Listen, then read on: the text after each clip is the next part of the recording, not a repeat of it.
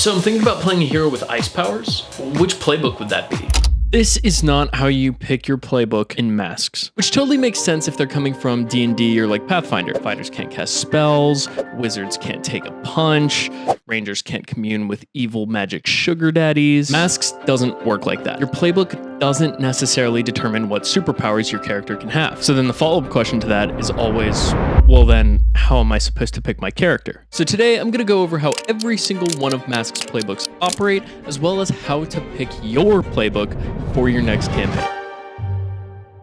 What screws up a lot of first-timers is that 9 times out of 10, they're coming from a game where you're playing a stat sheet and not an actual character. Actually, that's being really reductive of 5th edition. Players are more than capable of role-playing actual characters, and the game even promotes that with the bonds, flaws, and... Okay, yes, you can flesh out your character in 5th edition, but it is not at all required to play the game. You can totally get away with just reducing your character to a list of numbers. On the other hand, the entire gameplay engine of Masks relies around the idea that you are playing insecure teenage superheroes who are trying to figure out their identity in the world. I know that sounds super lame and theater kid-y, but 95% of my friends love it, and most of my friends are total douchebags. Anyway, back to what I was saying, if you try to reduce your character sheet to just a bunch of numbers rather than an actual character with feelings, drives, wants, etc., you literally can't play the game like that. It just doesn't work out. I mean, I guess you could try, but it'll be really, really fucking boring. That's kind of a long-winded way of saying that when you pick a playbook, you're not picking a set of powers and abilities, but rather you are choosing what sort of struggles, what sort of arc your character is going to go through. It might make a little bit more sense if I break it down playbook by playbook. The Beacon. This is your Hawkeye, right? You're powerless, goody-goody two-shoes who doesn't have any powers. Nobody in the audience likes them, but they're just kind of there. I mean, the Beacon can't have powers, right? Well, what if I told you that... Why am I doing it like that? Well, what if I told you that Izuku Midoriya, the main character and one of the most powerful characters in My Hero Academia, can be played as a Beacon? Wait, Midoriya can't be the Beacon?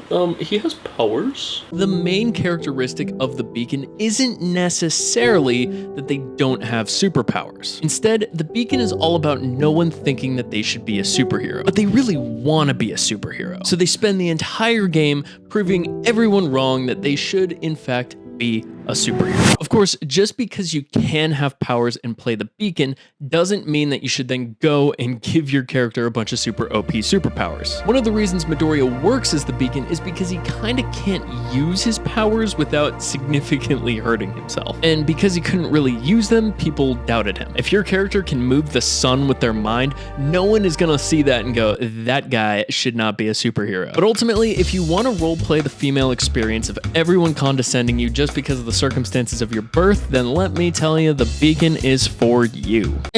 Stop being so political. The Bull. Geralt Roger Eric du Haut-Bellegarde is a great example of the Bull. But wait a minute, Geralt doesn't actually hate Vesemir, and he doesn't hate the school the Wolf. Therefore, he can't be the Bull. This is yet another misconception. The Bull's main shtick isn't necessarily that they've been transformed by some insidious organization to have increased strength, a regenerative healing factor, really freaking cool weapons, increased toughness. Instead, the Bull is all about being gruff, tough, and blowing houses down in the name of love. Paternal love, you fucking sicko. She's his daughter. What drives the Bull is that they have someone that they care very deeply about despite their very gruff exterior.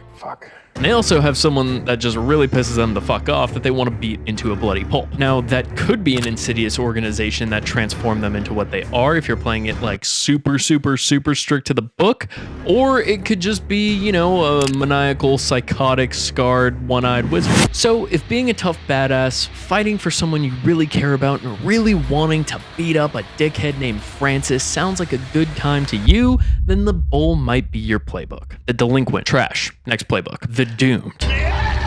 Okay, fine, whatever. Do you always pick the chaotic neutral alignment for 5th edition and act like a total dickhead in your sessions because it's what your character would do, then let me tell you that Delinquent is for you. Taking my prejudice out of the equation, a great example of the Delinquent is actually Ferris Bueller. Yeah, he's a troublemaker who pisses off authority and breaks the rules, but ultimately he has a good heart and wants to do good. I'll take the heat for it. We'll wait for your father to come home, and when he gets here, I'll tell him that I did it. He just wants to do it his way. And that's ultimately the Delinquent's shtick. Everyone, including the maker of this video, thinks that they are a huge piece of shit and they are hell-bent on proving them wrong, while also still being a rebellious bad boy who breaks all the rules and is really obnoxious. I hate this playbook so much. But you notice that I didn't say anything about superpowers. It's because once again, they do not matter. The Doomed. So in a really weird way, Deadpool is kind of a great example of the Doomed. Bet you didn't expect that, because Raven is always everyone's textbook example of a doomed character. But if you read the rulebook and watch the first Deadpool movie, he kind of fits the bill. Wade Wilson has a doom in the form of cancer that will kill him. He gets a nemesis in the form of Francis that he really wants to kill. Now, you wouldn't be able to follow the Deadpool movie verbatim and have it work. Once he gets his powers, Wade's cancer becomes a non-issue. And the whole shtick of the Doomed is that their impending catastrophe is, well, impending. And the other core gameplay element of this playbook is that certain actions move the catastrophe up the timeline, if you will, of the doomed character. Okay, so it's not really at all like Deadpool, but hey, if you want your doomed character to crack jokes and have a regenerative healing factor, go for it. Just make sure that you're into the whole, your character's probably gonna die after a certain amount of time has passed, the doom is impending, and they're probably really sad about it. The Janus. Hugh Janus. That was so fun. I know Spider-Man is like the quintessential example of this playbook, but do you know who else lives a double life? Bruce Wayne, Clark Kent, literally any superhero ever. Bruce Wayne doesn't have powers, so like, shouldn't he be the Beacon? Bro, even when Bruce Wayne first put on the cowl, people were like, this guy's the real deal. I mean, half the cops of Gotham PD wanted to throw him in jail because he was so good at what he did. No one ever doubted B-Man's skills. Unless, of course, you're reading the hit limited edition comic series The Knight, which talks about Bruce Wayne in between the time that he leaves Gotham and returns to become the Batman. Anyway, if you were really into Andy Serkis scolding Bobby B because he let Wayne Enterprises fall to shit because he can't balance being with bats, well then let me tell you, you might love the Janus. Because the Janus is all about your character struggling to balance their mundane life, their job, their schoolwork, I would have brought my homework. their family, with all the cool badass shit that they get up to at night with their friends. The Legacy is a great contemporary example of a legacy. His dad is the #2 superhero in the world, and everybody is looking at the half ice, half fire boy to see what he's gonna do. If you pick the Legacy, the pressure on you is gonna be way higher than it's gonna be for your teammates. Not only is your character already famous, but their predecessors are gonna have extremely high expectations of them. And they're gonna be pissed if your character doesn't live up to those expectations. Which of course didn't happen to Todoroki because he's fucking poggers. And one more quick thing, the line from which the Legacy is descended doesn't have to be a biological family. Case in point being, one of Brendan Conway's examples for the Legacy is Robin #3, aka Tim Drake, aka my favorite Robin, aka one of my favorite superheroes. But anyways, if you want your character to have an unfair advantage in life while having their predecessors breathe down their neck, while also being able to contribute a lot to the world building, the Legacy is for you. The Nova. All right, I'm gonna blow your fucking mind. Are you ready? Right example of the Nova here. Izuku Midoriya. How can Midoriya be an example of the Nova if he's already an example of the Beacon? Oh, he can. Because the Nova's core mechanic is that they are super freaking powerful and they can't control it. The first time young Midoriya uses his powers in season 1, he literally destroys his body. And up until like season 3, Deku can't even flick a bad guy without causing insane damage to himself. Anyway, the point of that example is that a single character can be played using different playbooks depending on what issues you want them to have to face. If you want them to have to face being a fucking scrub that nobody thinks should be a superhero, play the Beacon. If you want to focus on them being completely unable to control their powers and destroying themselves, play the Nova. Now, I will say, the Nova is like one of 2 playbooks where your superpowers actually kind of matter. Since its whole shtick is that your powers are like insanely powerful and you can't control them, it doesn't really make sense for your character's superpower to be to like transform into a door. But if you want to play a character who's super OP, but they can't control their powers and will either hurt themselves or hurt other people all around them, do I even have to say it at this point? The Nova is for you. The Outsider. Obviously, everyone knows that Bay is the... that sounds so stupid. Obviously, everyone knows that Starfire is the ultimate example of the Outsider. She's a hot alien chick that comes to Earth and thinks it's great and kind of goes native, right? That's how all Outsiders should be. Double right? Tom Cruise in The Last Samurai. Good God, what a terrible example. I haven't even seen the movie, but for some reason that just felt right based on what I know about it.